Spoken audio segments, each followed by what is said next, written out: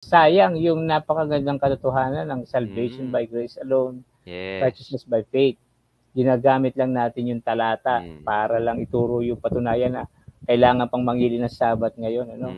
Na hindi naman nakakapagligtas.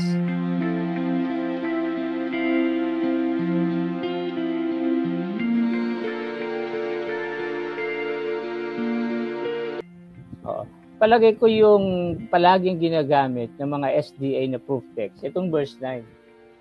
Yes. Diba sabi ito, there remains then a Sabbath rest for the people of God. So, tandaan po natin mga kapatid, hindi sinasabi ng talata nito sa verse 9 na kinakailangan pang ipangilin yung araw ng Sabat ngayon. Hindi. Hindi yun ang punto nun eh. Ang Sabat dito, simbolo ng kapahingahan. Yes. Ano? Spiritual Sabat yan, Pastor. Yes. Spiritual rest. So, available pa yun sa atin ngayon, yung salvation, yung eternal life. Yun ang sinasabi ng verse 9. Pero, kagaya ng sabi mo, hindi ibig sabihin nun na wala na yung Sabat. Hindi niya tinatakwil yung Sabat. Yeah, wag mo lang gamitin yung verse 9. Kasi kumbaga, Pastor, wag mo siya i-proof text na patunayan na meron pa nung physical or nung literal Sabbath rest na meron tayo ngayon na pinapangilin. Kasi hindi nga siya appropriate na gamitin doon. Kasi pagka si Paul yung tinanong natin or yung Hebrew author, Book of Hebrew author, hindi yun yung gusto niya sabihin.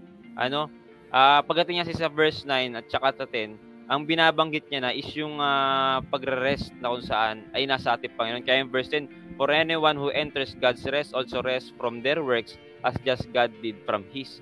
So, ibig sabihin, Pastor, magkasama kayo ngayon dapat ng Diyos dun sa kapahingahan na yon. Hindi siya naihiwalay.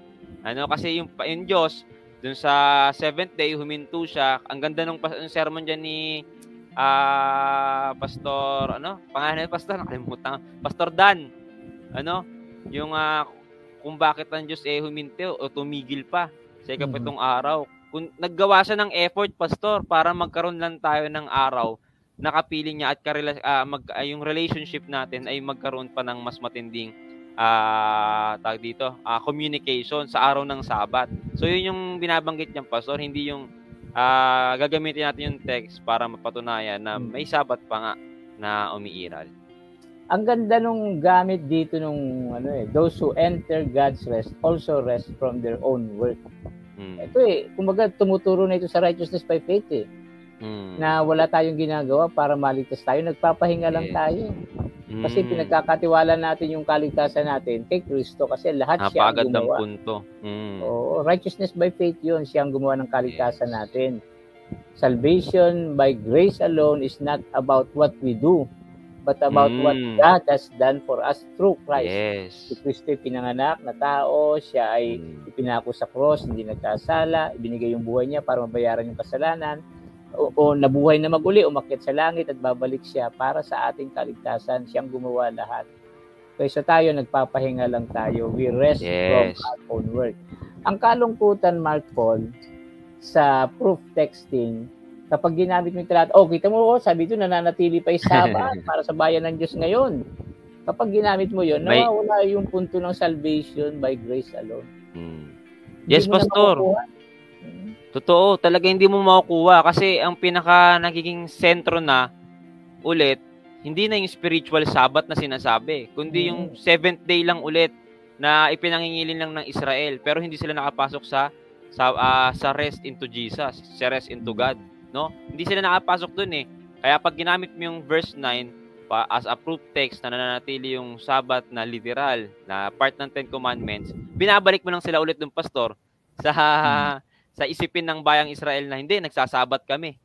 Ganun lang din, May isa pa nga tayong debatista niyan dati na hindi na rin natin kasama sa church or umalis na rin dito. Ginamit pa niya yung talata na yan, Pastor, as a proof text. Iniba pa niya yung pagbasa.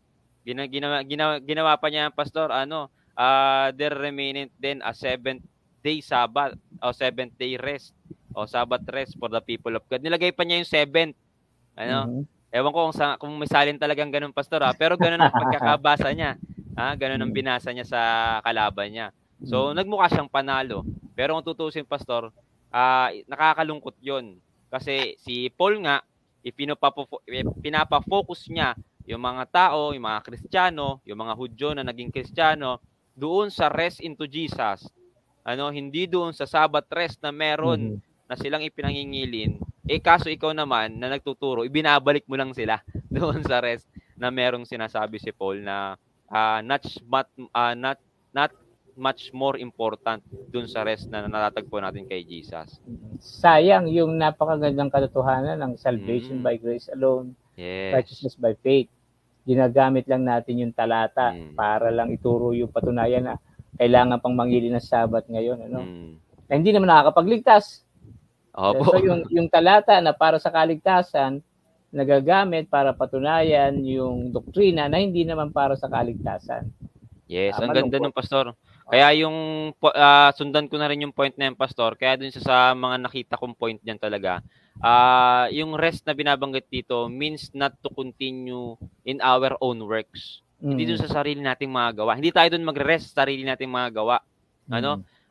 Sabi doon, there is a sense in which to enter Christian salvation means to cease from one's work and rest securely on what Jesus has done. Yes. Ang ganda, pastor, doon tayo magpapahinga sa kung ano yung ginawa ni Jesus. Doon natin ibibigay yung ating pagtitiwala doon sa ginawa ni Jesus. Hindi doon sa sarili nating mga gawa. Ibig sabihin ng pastor nung cease to our own works, hindi ibig sabihin hindi ka gagawa ng mabuti.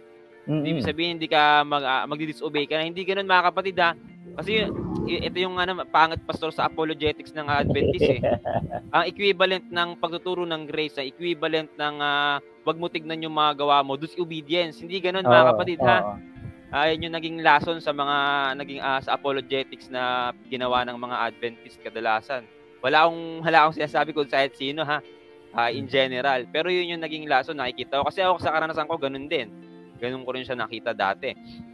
Kaya yun, ang tingin ng mga kapatid, kapag sinabi natin, itigil natin yung tingin natin sa mga gawa natin, di na ba ako susunod? Kasi niligtas na ako sa biyaya. Hindi po ganon. Kundi dahil itinataas lang natin yung biyaya at doon dapat tayo magpahinga, doon dapat tayo mag-cease o mag-rest sa pahinga na yun. Sabi pa doon, pastor, cease from his work and God did from his. So, sabi doon, sa isa ko nabasa, ano ba yung sabi doon? Nakalimutan ko na. Sabi doon, the ascension from works as a basis of righteousness fulfills our Sabbath rest. God rested from His works on the original Sabbath. Because the work was finished, we cease from self-justifying works because Jesus finished the work on the cross. Yes. So, ayun yung Sabbath na pinapapokus natin dito, pastor, sa chapter 4 ng Hebrews. Hindi yung Sabbath rest na meron nga yung mga Jewish. Kaya sana maging tama yung tingin natin dun sa Hebrews chapter 4, mga kapatid. Hindi yan tungkol dun sa Sabbath rest. Hindi yan yung pinakapunto. Yes, may binabanggit yon ni Paul dito sa chapter 4 na hindi natin dapat i-disobey. Yes, tama yon. Pero hindi yun yung pinaka-point, basta ng chapter 4. Kaya wag natin yan ulit gamitin sa pagpo-proof text ng tungkol sa Sabbath. Kawawa. Sayang yung talata. Sayang talaga. Imbis na tumuro sa kaligtasan, nawawala.